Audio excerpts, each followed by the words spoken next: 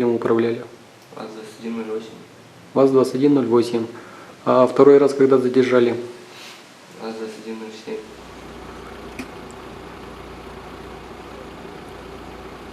Толстого не судимо, обвиняем в совершении преступления, предусмотренного статьей 264 прим.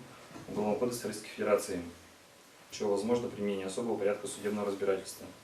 С учетом позиции государственного обвинителя действия подсудимого Шмелева, мировой судья квалифицирует по статье 264 прим. УК РФ управление автомобилем лицом, находящимся в состоянии опьянения, подвергнутым административному наказанию за управление транспортным средством в состоянии опьянения из-за невыполнения законного требования 16 УПК РФ. Мировой судья приговорил Шмелева Ивана Валерьевича признать виновным в совершении преступления, предусмотренного статьей 264 прим. УК РФ, и назначить ему наказание в виде обязательных работ сроком на 300 часов с лишением права заниматься деятельностью, связанной с управлением транспортными средствами, сроком на 2 года.